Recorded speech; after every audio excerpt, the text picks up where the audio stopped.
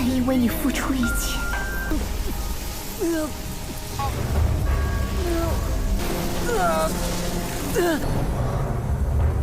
吃下的这枚种子。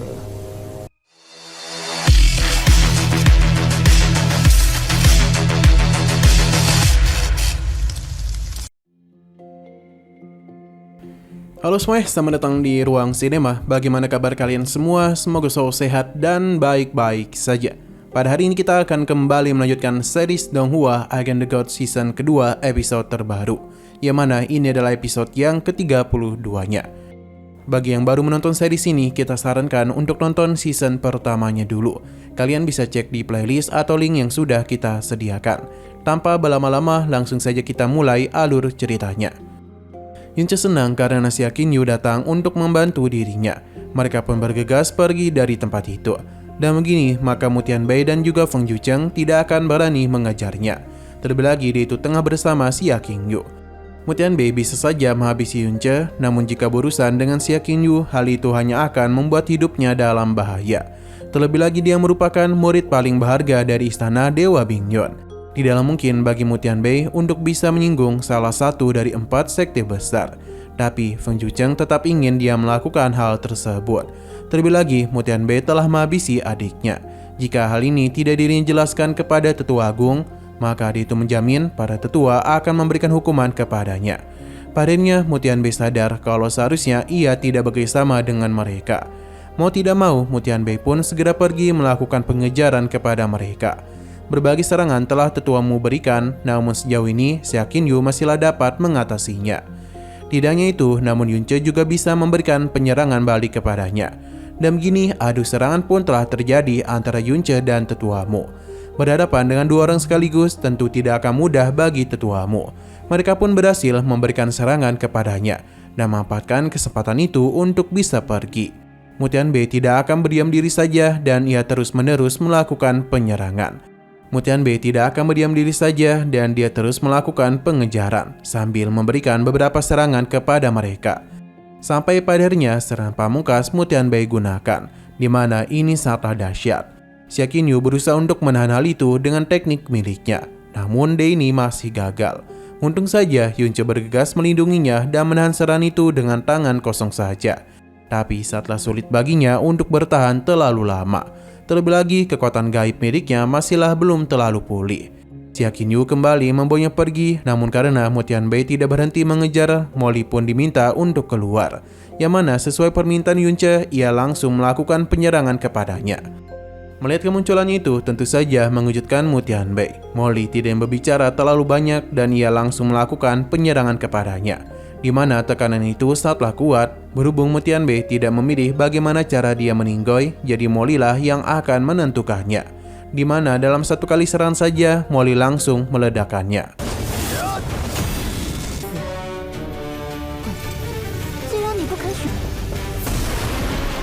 Setelah semua itu dia pun kembali, yang membuat Yunche terkejut karena ini sangatlah cepat.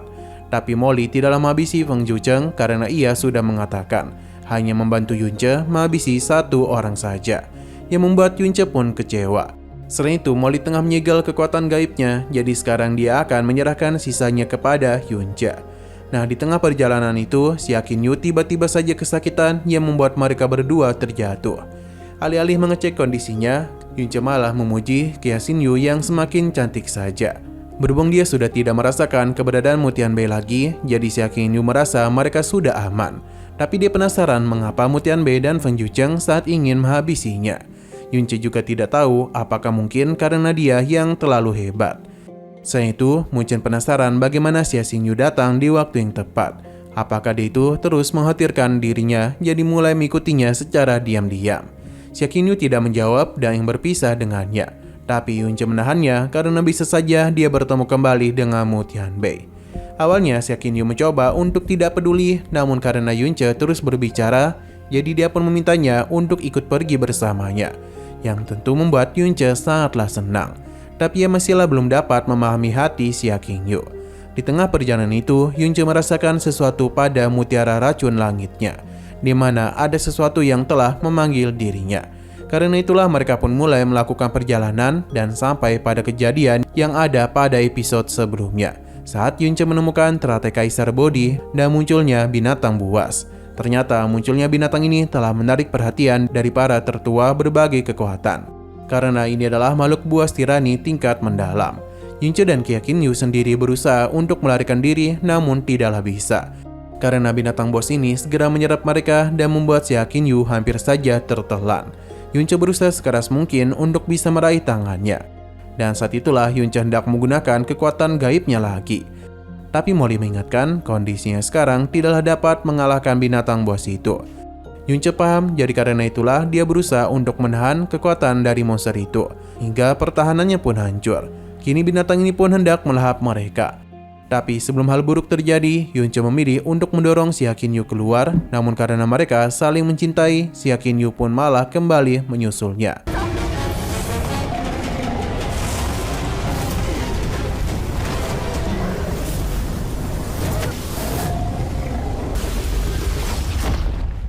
Kita pun dibawa masuk ke dalam bagian perut dari makhluk buas besar itu. Terlihat kalau Yunce dan Qia Qinyu masihlah selamat. Qia Qinyu yang baru sadar segera memberikan pencahayaan pada tempat ini. Namun ternyata kondisi di sana sangatlah dingin yang bahkan membuat tubuh Yunce harus membeku. Qia Qinyu segera memberikan pertolongan agar tubuhnya itu bisa menjadi lebih hangat. Perlahan-lahan kondisi Yunce mulai membaik dan dia itu telah sadarkan diri. Tapi Yunce ini telah terluka sangat parah, bahkan kekuatan gaibnya telah habis. Ditambah tempat ini sangatlah dingin yang membuat tubuhnya pun semakin membeku. Yunce bahkan tak bisa merasakan tubuhnya sendiri. Apa yang Qia Qinyu lakukan hanyalah membantunya melindungi jalur jantungnya. Yunce merasa dirinya tidak akan lama lagi akan meninggoy. Jadi sebelum hal buruk terjadi, dia ingin Qia Qinyu pergi dengan teknik gaib miliknya. Melihat hal itu membuat Qia Qinyu sangatlah sedih. Terlebih lagi, Yunce memintanya untuk tidak membuang kekuatan lagi. Qia Qinyu tidak ingin pergi tanpanya, namun Yunce mengingatkan kalau kondisinya sudah tak mungkin diselamatkan. Ia juga yakin jika ditakdirkan mereka akan bertemu di kehidupan lainnya. Perlahan-lahan kesadaran Yunce mulai menghilang. Sebelum itu dia mengucapkan salam perpisahan kepada orang-orang terdekatnya. Ia juga meminta maaf karena sudah tak bisa menemui mereka. Padirnya tubuh Yunfei pun sepenuhnya telah membeku. Qia Qinyu yang melihat hal itu tentu tidak akan membiarkan Yunfei pergi begitu saja. Kita juga akhirnya menjadi tahu kalau sikap dinginnya selama ini merupakan sebuah pelarian dari Qia Qinyu. Karena sejak mengenal Yunce, pikirannya mulai dipenuhi olehnya. Puncaknya, ia mulai mencintai Yunce. Karena itulah dia pun menggunakan seluruh kekuatannya untuk bisa membangunkan Yunce. Terlebih lagi, apa yang selama ini dia lakukan telah membuat hatinya tergerak. Qia Qinyu memberikan segalanya untuk Yunce. Ia juga mengatakan kalau pria yang dia sukai tidaklah mungkin bisa gugur begitu saja. Pada akhirnya, Qia Qinyu tidak sadarkan diri tepat di sebelahnya. Karena bagaimanapun dia telah mengerahkan seluruh kemampuannya untuk bisa membantu Yunce.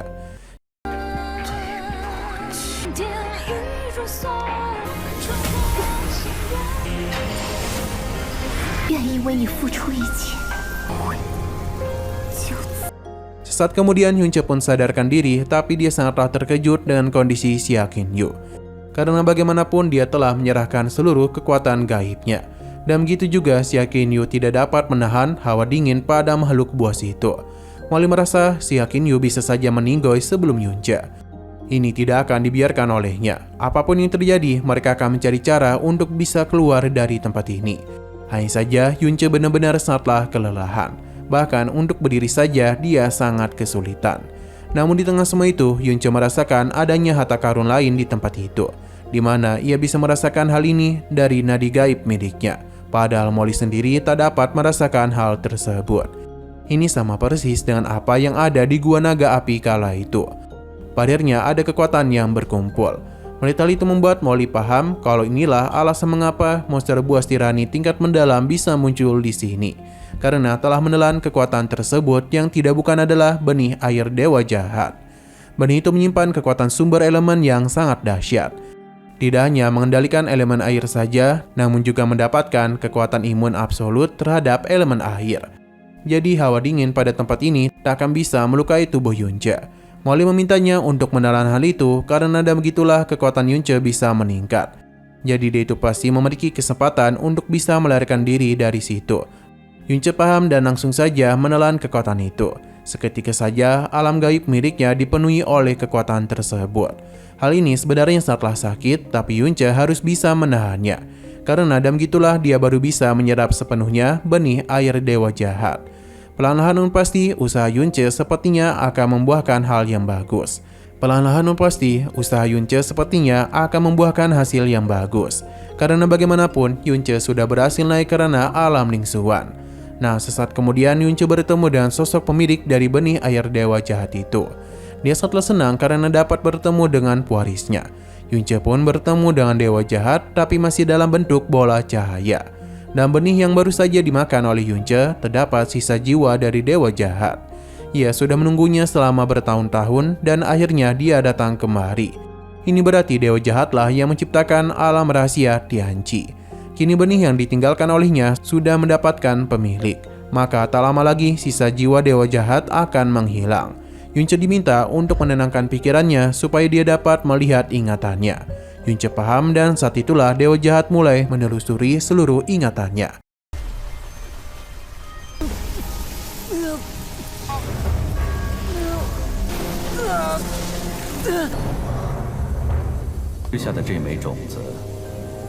Dewa jahat mulai paham kalau Yunce hanyalah manusia biasa. Namun meskipun begitu, dia memiliki takdir dan keberuntungan yang tak biasa. Dewa jahat pun memiliki harapan yang besar terhadap masa depannya. Tapi Yunce memberitahu kalau kondisinya saat ini sangatlah berbahaya. Kondisi gadisnya sangatlah berbahaya. Jadi dia harap dewa jahat bisa membantunya. Namun karena Yunce telah mewariskan kekuatannya, maka dia itu memiliki takdir untuk mewarisi misinya. Dewa jahat akan menggunakan sisa kekuatannya untuk mengirim mereka ke sebuah tempat yang istimewa. Saat itulah mereka pun dikirim ke sana, namun waktunya hanyalah 24 jam saja. Setelah semuanya selesai, mereka akan dikirim kembali ke dunia kecil. Saat ini Yunce telah berada di daratan Changyun. Di sana ada seorang gadis yang tengah berusaha melarikan diri dan meminta pertolongan, namun di tengah semua itu gadis ini pun terjatuh, yang membuat para pengejarnya bisa datang dengan mudah. Gadis ini bernama Sulinger dan dia meyakini kalau ayahnya pasti akan datang untuk mengalahkan orang-orang jahat itu. Namun hal inilah yang diinginkan oleh mereka. Akan tetapi Yunce langsung saja muncul dan memberikan pertolongan kepadanya. Ia meminta Sulinger untuk tenang karena dia sudah ada di sini. Ia juga meminta mereka untuk segera pergi karena dia tidak ingin membiarkan gadis kecil itu melihat pertarungan. Tapi mereka meremehkan Yunce karena baru berada di alam lingsuan tingkat 1. Alhasil pertarungan langsung saja terjadi. Namun dalam sekejap Yunce sudah mudah mengatasi pria itu dan membuat kedua rekannya menjadi panik dan melarikan diri. Yunce memberitahu Sulinger kalau dia akan membantu Xia Xingyu baru mengantarkan gadis kecil itu. Sulinger memuji kecantikannya dan saat Yunce memberikan bantuan kepada Xia Xingyu, di tengah semua itu Sulinger merasa begitu akrab dengannya. Seakan-akan mereka ini sudah kenal sejak lama. Di saat mendengar namanya adalah Sulinger, seketika saja membuat Yunce terkejut.